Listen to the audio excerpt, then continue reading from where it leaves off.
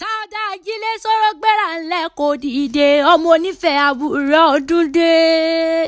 Màmá Dọ̀tun gbéra ńlẹ̀ kò dìde ìgbà yẹn ni o mọ̀ ń bá wọn jẹ́.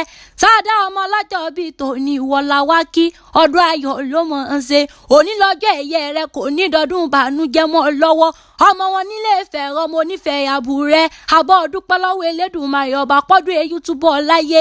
Chief Mrs. Olúwàbùsáyọ̀ Kizzitu Erelu ọ̀fọ̀ táyé gbajú ló rán mi wá. Òun ló ní ìmọ̀ fògo f'Elédùmarè ọba tó jẹ́ òun mọ̀ ń bẹ. Sáúdà ó ti wá rọ́dún èyí náà. Ìwọ tó sọdún èyí ló ṣe tẹ̀mí síta ikú tí ń ṣe balẹ̀ ọ̀rọ̀. Owó Màmá Dọ̀tun ó ní róhùn gbé sọnù bí ó ṣe bí ọmọ. Sáúdà Jílé sọ̀rọ̀ bí ń bá relé àwọn bàbá rẹ̀ gbogbo ẹ̀ pátápátá ló yé mi. Ǹlẹ́ ọmọ onífẹ̀ẹ́ àbúrò ọmọ adádé owó rẹ̀ mọ́.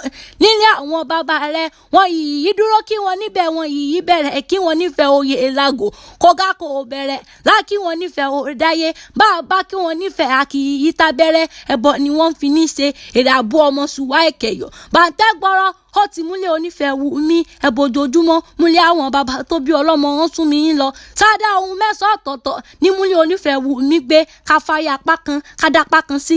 Kíní ọ̀hún wù yìí nífẹ̀ẹ́ bàbá rẹ̀ ìkúnlẹ̀ rògbòdò ó ti múlẹ̀ onífẹ̀ẹ́ wù mí gbé aṣọ funfun kíní wọn ó ti múlẹ̀ onífẹ̀ẹ́ wù mí gbé obì yìí pa ó múlẹ̀ onífẹ̀ẹ́ wù mí gbé obì yìí fin ó múlẹ̀ onífẹ̀ẹ́ wù mí gbé ẹ̀fun funfun ó múlẹ̀ onífẹ̀ẹ́ wù mí gbé ọtí kà ó ti múlẹ̀ àwọn bàbá rẹ̀ wù mí gbé ọtí àgàdàgídí ó múlẹ̀ onífẹ̀ẹ́ wù mí gbé ìfẹ́ òòyè ìfẹ́ òòdáyé ibi ojúmọ́ rẹ ti mọ́ wá ńlẹ́ ọmọ arígbálábò owó ọmọ adádé sẹ́sẹ́ fún àṣeyíṣẹ́ mi láṣẹ Elédùmarè ọba oníkanjú kú Erelu ọ̀tá ayé gbajú lónìí mọ̀ pé ikú òní lè gbà ọ̀rọ̀ láwa àwa òní tòsí happy birthday to you o. Bàbá wa ń bẹ̀rẹ̀ pé ta ni pẹ́ sàṣẹ ọ létí ọmọ ọlọ́jọ́ bí mo pé bàbá ń bẹ pé ta ni pẹ́ sàṣẹ ọ létí wọ́n ń pè mí Àríkẹ́ Chanta ni èmi lọ́mọ wọn lówó dùn rúmọ̀ sunkún gbadé òwúlọ́ ká pàdé ò bẹ́ẹ̀ dé fẹ́ bèrè tán.